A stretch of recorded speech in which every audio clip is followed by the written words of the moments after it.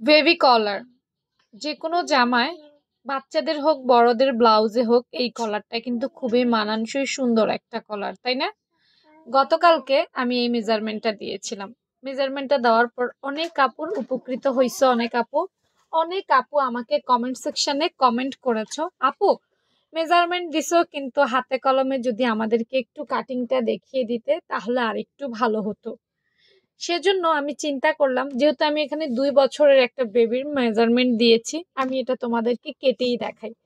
কারণ যে কোনো কিছু পরিপূর্ণ শেখাতে আমার কাছেও খুবই ভালো লাগে। আর এই কলারটা যেহেতু আমি নিজেও পার্সোনালি অনেক পছন্দ করি, সেহেতু তোমাদেরকেও একটু দেখিয়ে দেই। দেখো, প্রথমেই বলবো এই কলারটা ডাবল পার্টে হয়ে থাকে এবং আমি তোমাদেরকে সুন্দর মতো কাগজের মধ্যে কেটে একদম মেজারমেন্ট সহকারে দেখিয়ে দিব। আজকে পুরো ক্লাসটা দেখতে হবে। দেখো, প্রথমেই তো আমি বলেছি এটা ডাবল পার্টে হয়, তাই তোমরা একটু ডাবল ভাঁজ করে কাপড় নিবে। হ্যাঁ,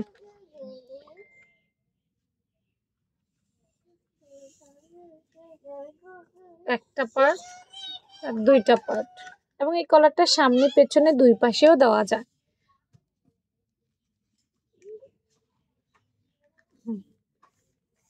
এখন দেখো এখানে কি কি লেখা আছে আমরা একটু পর্যবেক্ষণ করব। দেখো এখানে দেওয়া আছে 1.5 ইঞ্চি, এই কর্নার থেকে ধরে 1.5 ইঞ্চি। এটা 2 বছরের বাচ্চার জন্য দেখাচ্ছি। কত? 1.5 ইঞ্চি, দেখছো? হ্যাঁ, তাহলে এই যে 1.5 ইঞ্চি, 1 ইঞ্চি আর আধা ইঞ্চি, 1.5 ইঞ্চি, 1.5 ইঞ্চির মধ্যে একটা মার্ক করব। নিচেও আমি 1.5 ইঞ্চির মধ্যে একটা মার্ক করব, যাতে আমার দাগটা সোজা হয়। ওকে, এরপর দেখো লম্বায় হচ্ছে 3.25, এই যে দেখা আছে 3.25, এটা এখান থেকে এখানে লম্বায়। হ্যাঁ, তাহলে এই যে 3.25, 3.25 কতটুকু দেখো, এই হচ্ছে আমাদের 3 ইঞ্চি, 3 ইঞ্চি থেকে কম, 2 সুতি পরিমাণ কম, 1 সুতা 2 সুতা, দেখতে পাচ্ছ? হ্যাঁ, 2 সুতা পরিমাণ কম, এটাকে 3.25 বলে। এই যে 3.25 একটা মার্ক করলাম। আচ্ছা, মার্ক হয়ে গেছে, তাই না? হ্যাঁ, এখন দেখো আরো কি আছে, এখানে 2 আছে, এখানে 2 আছে, তাই না? এখন এইটা মার্ক করব। দেখো এখন নিব 2 ইঞ্চি, তাই না? 2 ইঞ্চি, আমার কাছে আবার ফিতাটা একটু হারিয়ে গেছে। দেখো এই যে এইখান থেকে এখানে আমরা 2 ইঞ্চি নিব এইভাবে। এই যে এখানে 2 ইঞ্চি, বুঝতে পারছো? এখান থেকে এখানে একটুক নিব 2 ইঞ্চি। তো এখানে আবার আরেকটা দাগ দিব। আবার এই যে নিচ থেকে 2 ইঞ্চি লেখা আছে, দেখছো? এখান থেকে এখানেও আমরা 2 ইঞ্চি নিব। এখানেও 2 ইঞ্চি, এই যে 2 ইঞ্চি।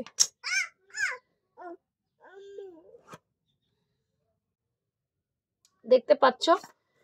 এখানেও কি 2 ইঞ্চি। তাহলে আমার একটা বক্স হয়ে গেছে, তাই না? এখন আমাদেরকে যেটা করতে হবে, সুন্দর করে এইখানে একটা গোল শেপ দিয়ে একটা গলার শেপ তৈরি করতে হবে সুন্দর করে, এবং এখানেও আমাদের সুন্দর করে একটা শেপ তৈরি করতে হবে এই 2 ইঞ্চির মধ্যেই।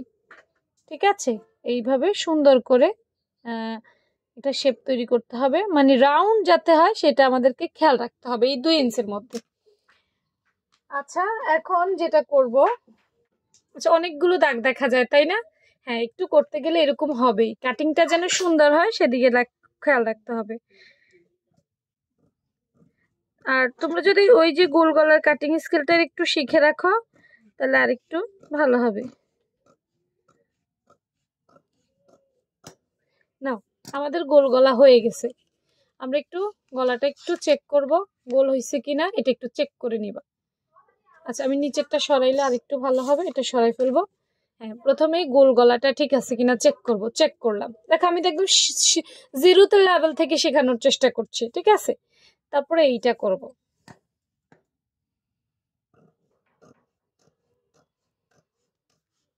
এইটাও ঠিক রাউন্ড।